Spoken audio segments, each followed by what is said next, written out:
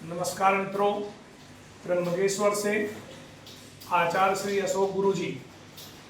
हम लोग कालसर्प दोष निवारण पूजन किस प्रकार से किया जाता है।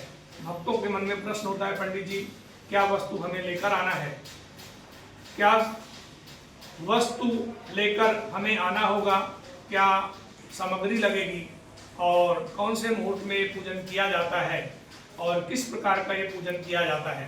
तो देखिए, कालसर्प पूजन जो होता है ये 3 प्रकार से किया जाता है। प्रथम जो है कालसर्प दोष का जब पूजा करने आप लोग आते हैं तो पुरुष वर्ग के लिए सफेद कलर का धोती, गमछा, अंग वस्त्र, हाथ पोंछने के लिए नैपकिन, ये वस्त्र लेकर आना होता है। माताओं और बहनों के लिए काला, हरा और नीला 3 कलर छोड़कर दूसरा कोई भी कलर का कपड़ा आप लोग पहन सकते हैं। पूजा में जो भी वस्त्र आप लोग नए लेकर आएंगे वही वस्त्र पहनकर आपको पूजा करना है। पूजन प्रातः काल में 8 बजे शुरुआत होगा और 12-1 बजे तक पूजा संपन्न हो जाएगा। पूजा संपन्न होने के बाद में कुशावर्त कुंड में आप लोग जाएंगे, नाग नागिन का जोड़ा दिया जाएगा, वो जल में विसर्जन करेंगे कि हमारे जीवन का जो भी कालसर्प का प्रभाव है वो नष्ट हो जाए। इसके बाद में स्नान करके आप अपने रेगुलर कपड़े पहनेंगे। पूजा वाले कपड़े आपको यहीं छोड़ देना है, उसका ध्यान रखिएगा। रेगुलर कपड़े पहनेंगे अपने और फिर त्र्यंबकेश्वर मंदिर का आप लोग दर्शन करेंगे, जो भी मनोकामनाएं भगवान को बोलेंगे और इसके बाद में आप लोग फ्री हो जाएंगे।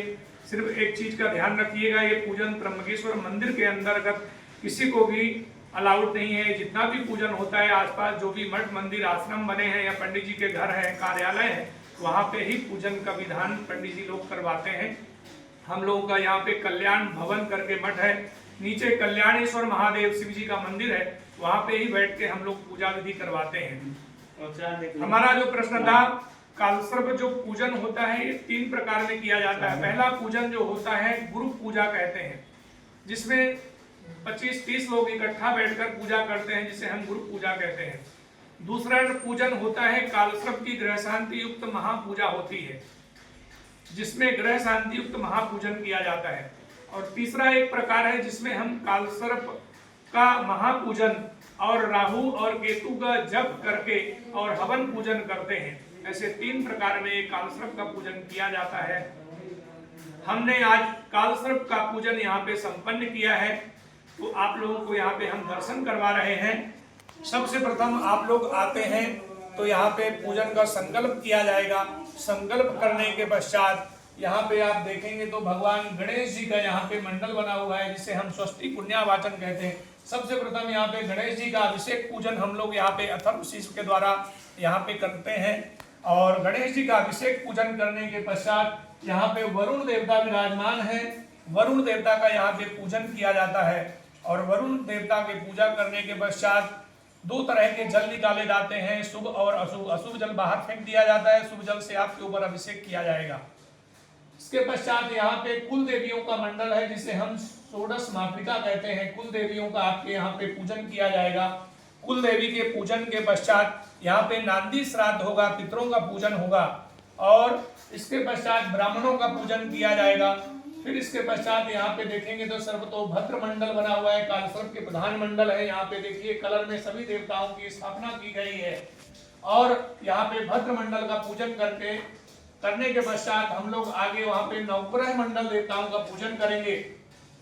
ग्रह देवताओं का पूजन करने के बाद में हम लोग सबसे लास्ट में भगवान शिव जी का पूजन करेंगे, जिसे हम रुद्र मंडल कहते हैं। इसके पश्चात नीचे कल्याणेश्वर महादेव शिव जी का मंदिर है, शिव जी का यहाँ पे हम लोग अभिषेक पूजन करवाते हैं। और शिव जी का अभिषेक पूजन करने के पश्चात यहाँ पे आप लोग देखेंगे तो कालसर्प की मूर्तियां हैं। कालसर्प का मूर्तियों का यहाँ पे प्राण प्रतिष्ठा अभिषेक पूजन किया जाता है। नवग्रह देवताओं का यहाँ पे पूजन अभिषेक किया जाता है। और भगवान का अभिषेक पूजन करने के बाद में भगवान का यहाँ पे छोटा सा गणेश जी का यहाँ पे आरती होती है। और इसके पश्चात यहाँ पे सभी ब्राह्मणों को बैठा करके और यजमान के द्वारा यहाँ पे दशांश यहाँ पे कालसर्प देवताओं का हवन पूजन किया जाएगा। हवन के पश्चात पूर्णाहुति होगी, भगवान शिव जी की आरती होगी और यहाँ पे हमारा कार्य जो है पूर्ण रूप से संपन्न होगा। अधिक जानकारी के लिए और पूजा मुहूर्त की जानकारी के लिए, कौन से दिन आना है, कौन से मुहूर्त में आना है, नीचे हमारा नंबर दिया गया है, आचार्य श्री अशोक गुरु जी, उससे संपर्क करें और पूरी जानकारी लेकर आपको त्र्यंबकेश्वर आना है। बोलिए त्र्यंबकेश्वर महादेव की जय।